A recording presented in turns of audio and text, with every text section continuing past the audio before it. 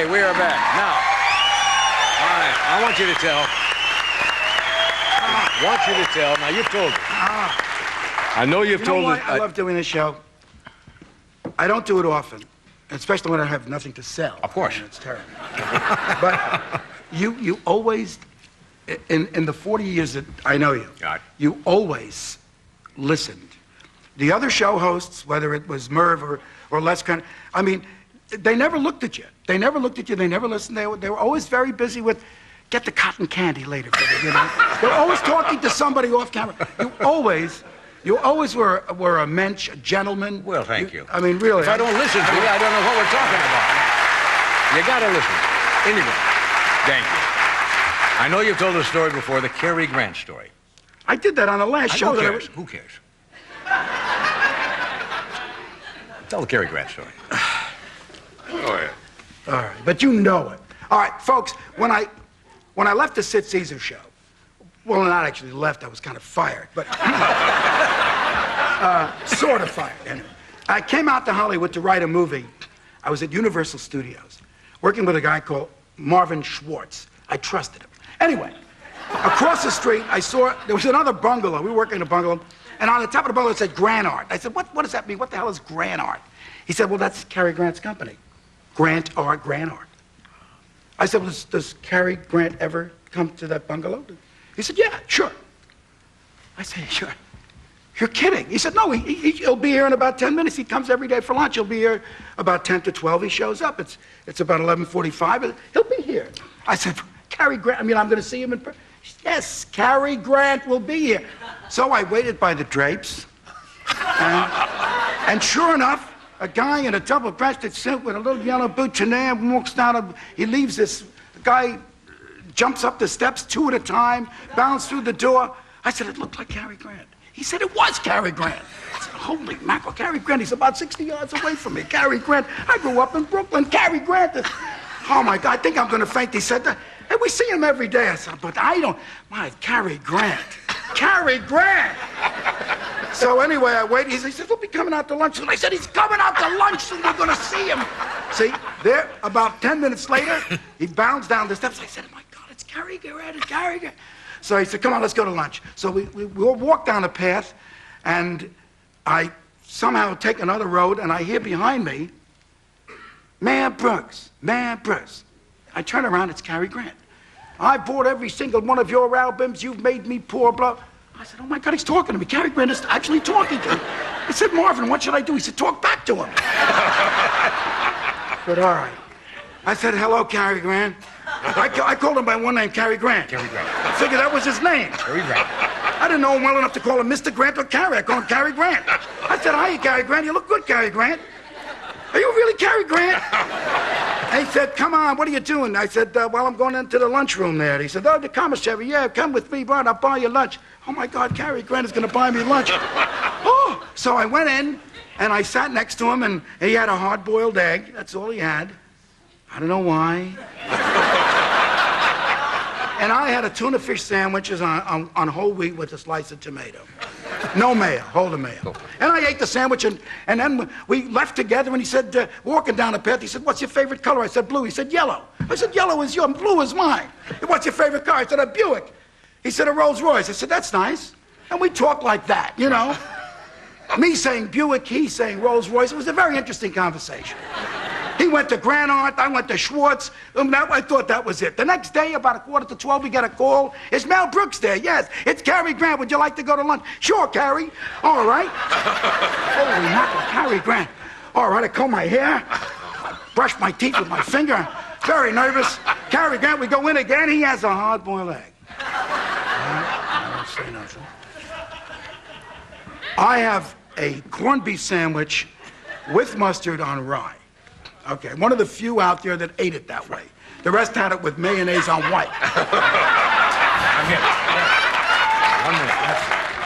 So he says, what do you like to play? I said, well, I like to play football. I like to play baseball. He said, well, I like to play party games. Oh, that's interesting. Like Ghost. What is Ghost? You dress up? No, G, you get a G. H, you get an H. Ghost. Oh, fine. And we talked. Okay, interesting. He goes to Grant Art. I go to Schwartz. I'm back home. The The next day at 11:45, ring, it's Cary. All right, I meet him outside. We go on a lunch together. Me and Cary Grant, Mel Brooks and Cary Grant, we're holding hands. We don't know what to do for each other. We don't know what to say to each other. Anyway, let me tell you the punchline.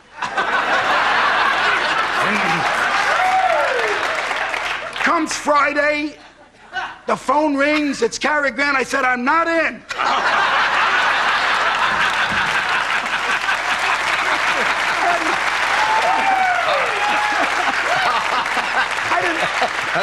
Enough already. We didn't know what to say. I had nothing more to say to him. I said my favorite color. I said my favorite car. I'm not in. I mean, there was nothing more to talk about. We'll be back. We'd exhausted our conversation.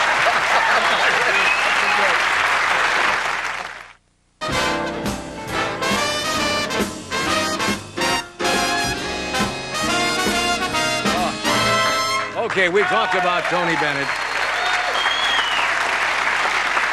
Tony Bennett, without a doubt, is one of the truly great vocalists of all times. He just seems to get better with age. Would you welcome Mr. Tony Bennett?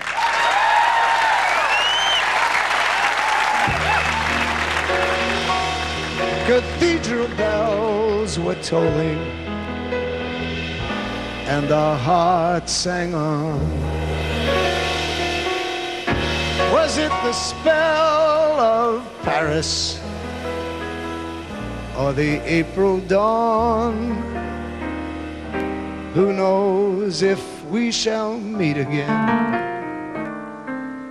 But when the morning chimes ring sweet again, sweet again, I'll be seeing you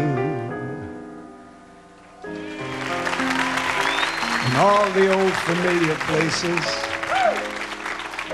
that this heart of mine embraces all day through. In that small cafe, the park across the way, the children's carousel, the chestnut tree, the wishing well. I'll be seeing you in every lovely summer's day, in everything that's light and gay. I'll always think of you that way. I'll find you in the morning sun, and when the night is new, I'll be looking at the moon.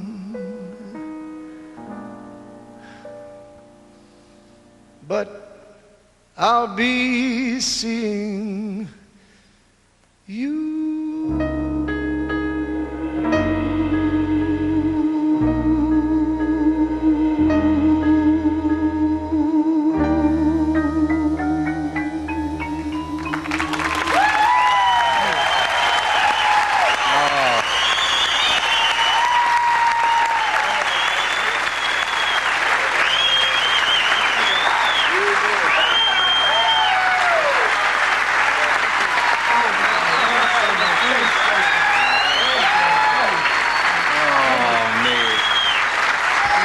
You know how I feel about that song, don't you? Well, one time during a commercial on one of the shows, you mentioned, you say, of all the songs I like, I'll Be Seeing You as your favorite song, and I remembered that, and that's why I That did it and Rainy tonight. Day put me away. Rainy Day.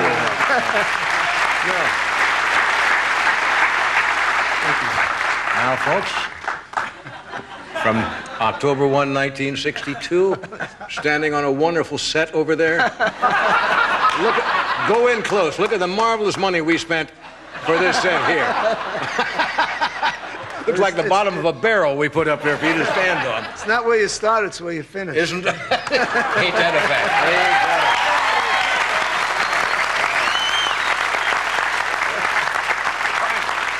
You've been on a top singing star for 40 years. You ever been aware of the passage of time? We get caught up in this because we're here every night, and we don't get a perception on how fast it goes. It goes fast, Yeah. doesn't it? Yeah. Are you aware of it? I mean, it's you. I just, it feels very fast. When you're sitting from hotel to hotel, I'm in vaudeville most of the time. I'm just on the road. I go where the work is, and a lot of times it feels long, but then other times it's like a moment like this. It's like it happens that quick. What I always am amazed with about you is that no matter when you sing songs, you've sung them hundreds or maybe thousands of times, you still have the same authority and the feeling like the audience has never heard. He doesn't spit anymore. In the middle of his song, Yes. he used to say, "Because of you." Poof. He don't do that anymore. No, I didn't like the drummer.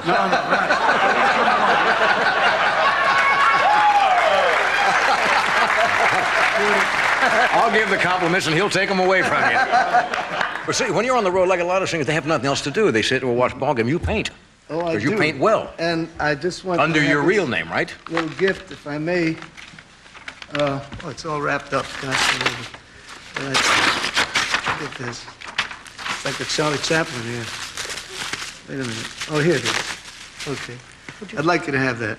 This is yours? This is yours. I did this for you. Look at this. Look at this. This. Oh, thanks. Yeah. Hey. Signed by the artist. Signed, folks. By the artist. Benedetto. Benedetto. Yes, right. I use Anthony my Benedetto. family name. When I paint, it's my family name. Yes. Oh, that's marvelous. Thank you, Tony. Thank you. That's sweet. Now, Pleasure. Yes. I was hoping when you came here, outside of that song which I love, that you would do the song that you sang the very first night, October 1, 1962. Okay. You, of course, know what it is. I'll bet they won't. The very first song. And it hadn't been out too long, had it? No, it was introduced on this show, yes. Brand that's new. right. Go sing it. Okay. Yeah, when you get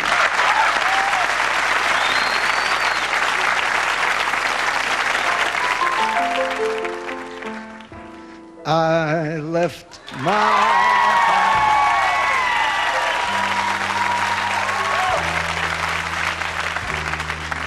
heart in San Francisco, high on a hill.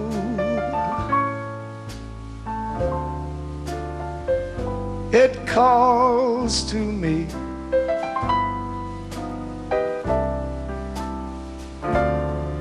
To be where little cable cars climb halfway to the stars. The morning fog may chill the air. I don't care, my love waits there.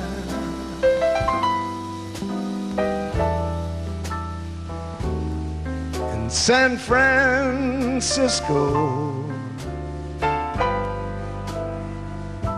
above the blue,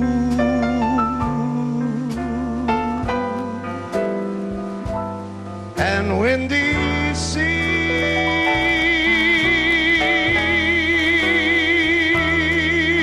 When I come home to you, San Francisco, your golden sun will shine for me.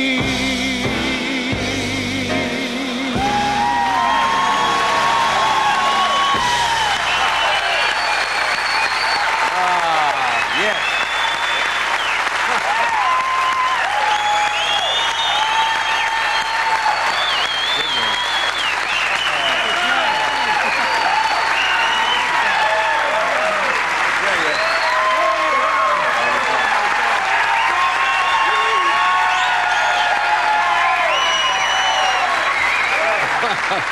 I said As Sammy Kahn would say, what a night. What a night. It's an old cliche, but like good wine, you get better and better. We'll be back. Thank you. That's marvelous. Thank you, Tony. All right, here is another good friend tonight. My next guest, Jack has won 2 Oscars, received 8 Academy Award nominations, starred in more than 36 pictures, soon be seen in Glengarry Glen Ross. Would you welcome a true gentleman, Mr. Jack Lemmon.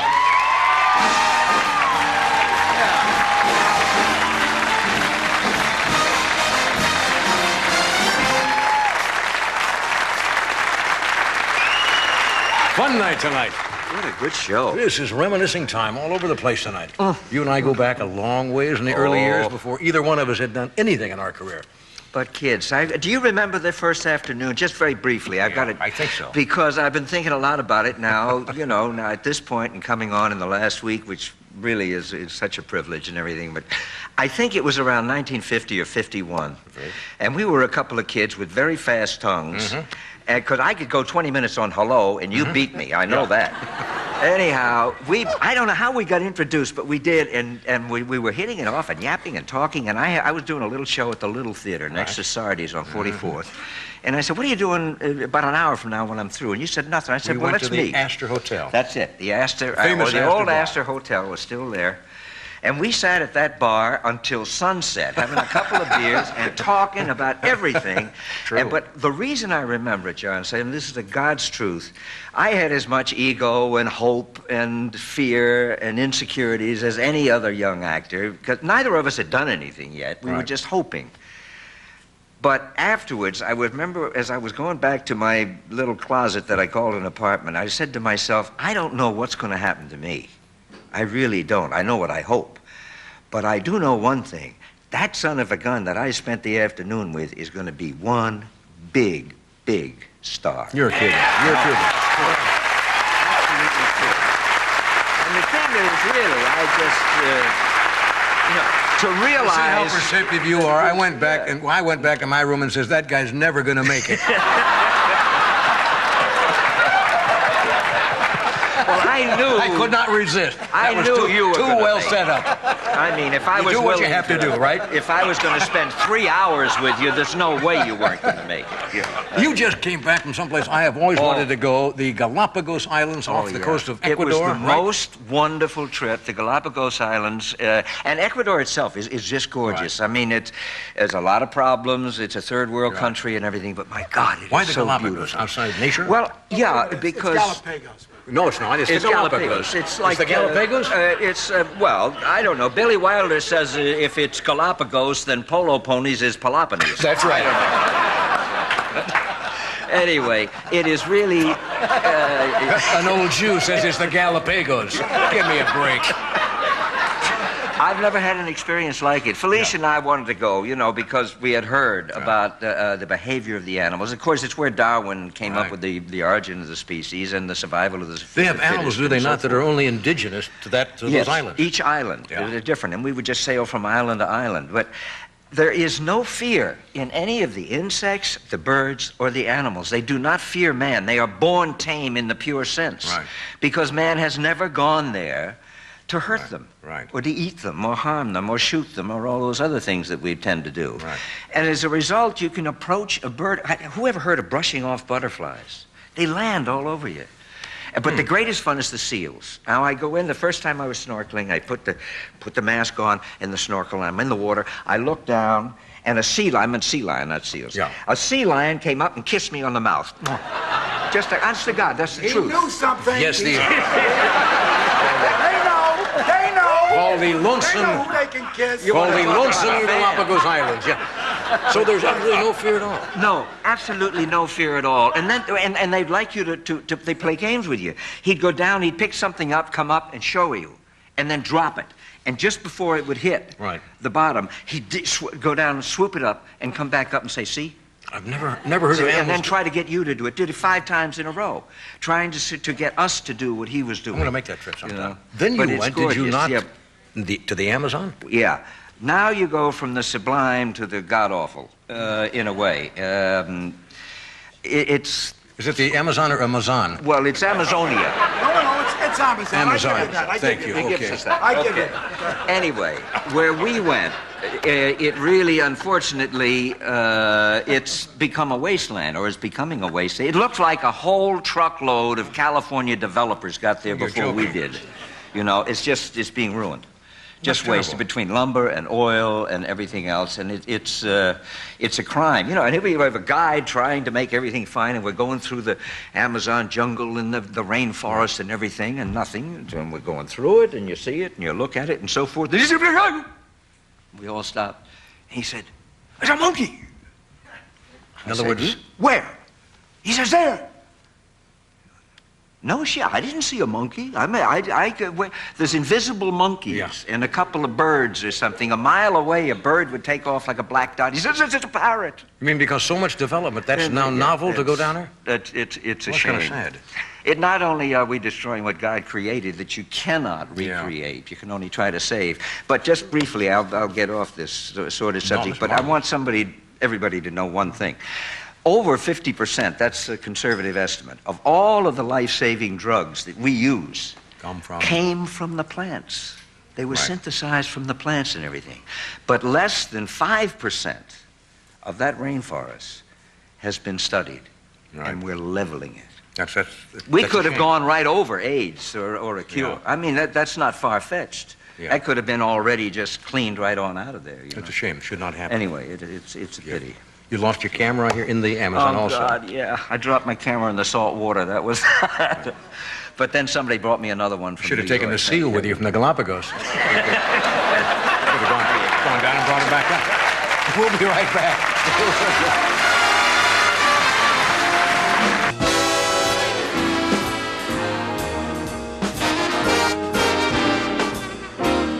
Okay, this coming September, the picture, I know you're very hot on this picture, Glengarry Glen Ross. Oh, God, I tell you, I have never, with all the good fortune I've had, all I'll say is I have never been more proud or felt more privileged just to be a part of a film. Thanks. As Glengarry Glen Ross. And thanks I for think being it's here. Terrific. Thank you. Love you for being here. Thank you, Tony. Thank you, Mel. Love you for being here. Tomorrow night, Roseanne Arnold and Richard Harris. We'll see you then. Good night. Thank you, guys.